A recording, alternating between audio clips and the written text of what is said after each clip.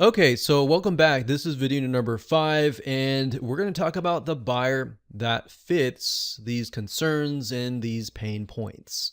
So based on the prior video, we should have an idea about the pain points and the loss of time. Now what we need to do is we need to figure out, what do they look like? What age are they? And what demographics are they? Now, with a security product, you could be all over the place, but what you're not trying to do is figure out what your buyer is, but who is your hungriest buyer. So when you really think about who is losing the most sleep at night, that is most likely your hungriest buyer. If you've got somebody who's like, yeah, I could use a security product, that would be something good, but they're not necessarily losing sleep, that might not be the buyer that you want to target. Because remember, you can't target everyone. You could have 10 different funnels going to different email autoresponder series and different video sales letters, but that's not your goal. You're trying to find the hungriest buyer, essentially. So we're gonna do a few things that will help us figure that out. So let's take a look at what we wrote earlier. So now what I want you to do is ask yourself, what do these buyers look like? We're gonna dig deeper into this, and you're gonna see, like the next video after that, we're gonna try to figure out what their typical day looks like. So we're going to dig that deep. And the reason why is because that's going to help you convert more sales when you can relate to somebody and they feel like they're reading your sales letter or listening to your sales video, and they feel like, wow, this person really understands me. They understand my needs. They understand why I'm up at night. Oh, I trust this person, I'm going to buy from them, versus they go to somebody else who's just trying to sell them and they don't really understand them. It's kind of like you walk into a store and somebody asks, hey, like, what do you need this for? Or let me give you a better example, a car dealership. Most people are very fearful about going to car dealerships. But when they get there and the car dealership does not act like the typical car dealership, and they're like, hey, what are you looking for? Okay, all right. And they leave you alone, but they're genuinely interested because they want you to find the right car, versus the other person is like, hey, I think this is great for you. You look kind of like the guy who wants the Ferrari or whatever, and you might not be the guy who wants the Ferrari or the lady who wants something else. So that's why we're thinking listen versus speak. So most of the car dealerships that are assuming, they are seeing as speaking before listening. But a lot of car dealerships are actually trying to change into listening first before speaking. So what I want you to try to write out is the detail of how you envision them in your mind. If you're a visual person, you can even draw them if you would like. So that will help you figure out who they look like. Now, of course, you may not know exactly how they look like, but this exercise is to merely help you better process what your potential buyer looks like. So you may not know exactly what race they are or what sex they are, if they're male or female or whatever, but kind of get an idea of their needs, essentially. So it's much better if you can even find somebody you know in your real life, because that will help paint a better picture. If you can do that, that will help you stick in your minds like, oh, okay, I need to talk to this person because they're interested in this product and service and they have specific needs. And that's why if you can do that, great. If you can't, then what you want to do is you want to try to find somebody who fits that and try to get on the phone with them and just talk with them. And you don't even have to speak. You just let them talk. So it's a counseling session. You have the right questions to ask them.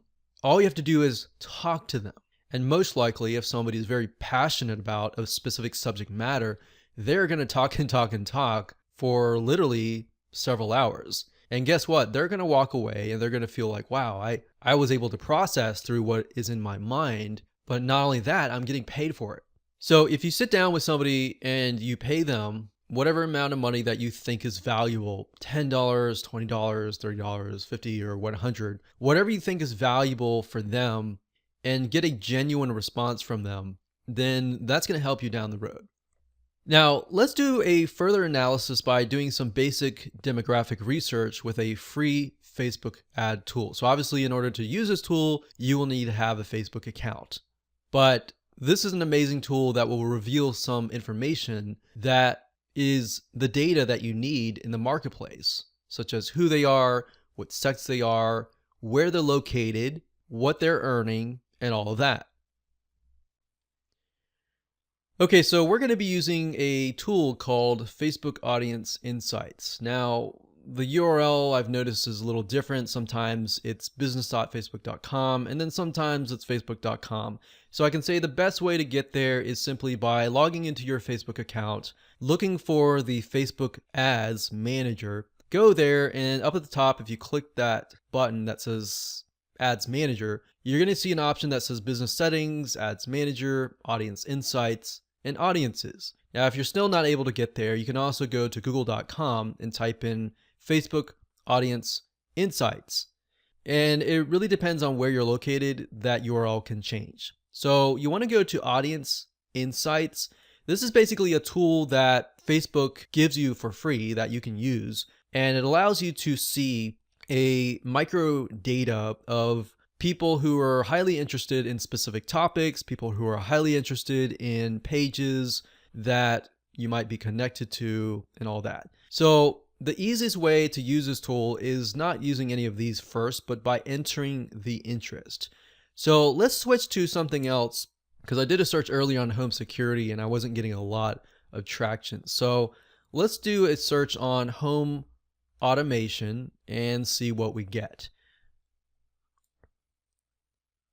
Now, what's interesting about this was I assumed that the people that would be interested in home automation would primarily be men. And while it's about close to 50-50, you can see that 56% of women are interested in home automation. Now, we don't know.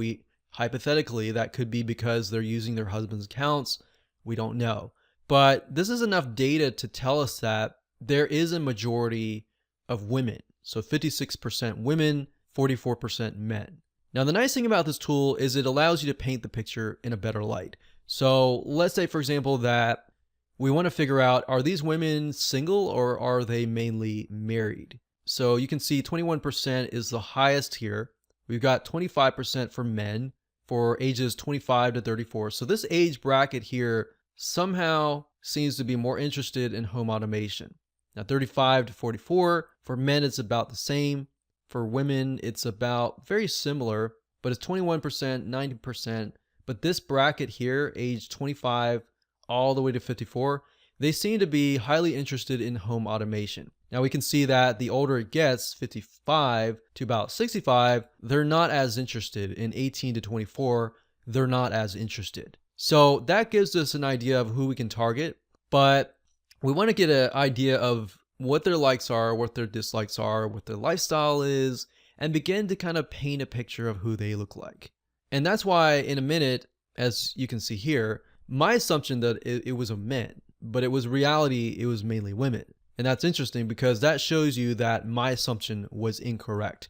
That's why assumptions are so dangerous, because imagine if you were built to build a whole sales funnel based on your assumptions and what you saw, because you're thinking, okay, I own this product and service, so I must know the demographics, but in reality, it's the opposite. So what's nice about Facebook Audience Insights is if you click on one of these, so we'll click on 25 to 34, and this is merely focusing on the women. So 500 to 600,000 monthly active people. We can scroll down and we can see that most of them are married. A lot of them are single, but most of them are married. A lot of them have college degrees. A lot of them are into healthcare and medical services, personal care and home services, education and libraries, legal services. So not necessarily technical, but they are very highly into healthcare. So we don't know exactly why until we actually go to the pages that they like and look at that. So we can see business and finance, that's sort of techie. But let's scroll back up and look at the page likes. These right here are the top categories that they are interested in for this age range of 25 to 34. So we can see exactly what they're interested in: clothing stores, jewelry, cosmetics, baby goods, IKEA. So it looks like they're interested in a lot of baby goods. So what we saw earlier was that a lot of them were married at this age, or maybe beginning their life of being married and having a family. So we can see the page likes. You can even go to these pages and see how they interact with each other. We can go to location to get an idea of where they're located. So we can see North Carolina, South Carolina, Florida, Alabama, Arizona, Arkansas. So a lot of these are actually the southeast, which is interesting. I don't know why they're interested in home automation, but they are. So that gives us an idea of geographically, maybe we can dig further, look into cultures. They look like Southern, so we don't really know why they're interested in home automation, but they are. If we click on activity, we can see how engaging they are. A lot of them comment, a lot of them likes. They don't do a lot of sharing, but they do click ads. A lot of them are using desktops or iPhones or Android. So they're using a lot of smartphones and they're using desktop computers. So that gives us an idea of who we're dealing with. If we go back to demographics, the nice thing about this is you can paint a picture for this particular demographic, but if you wanted to move on to, let's say, men ages 35 to 44, we click that with our mouse, and Facebook is going to give the data for that particular segment. So if you scroll down, we can see a lot of them are married. A lot of them have college degrees. There's IT, technical services, mathematics, engineering, veterans. So that's interesting because a lot of these men are having jobs that are highly technical, and that makes sense. They are into home automation because they're highly technical. So looking at the women, however, on the other hand, a lot of them are healthcare. So digging further into that and trying to figure that out would be beneficial to you. So maybe even finding somebody who's that age, who's into healthcare, maybe a nurse or something like that, and sit down and talk with them, and they're interested in home automation. That will give you a better idea of who you're dealing with. So like I said earlier, you're not trying to target everybody and all the buyers out there. You're trying to target a specific segment of people who are very, very interested and highly hungry in terms of a buyer. So that's how to use Facebook Audience Insights to gather even more data and more information about your buyer. What I want to do now is dig further and deeper into their typical day.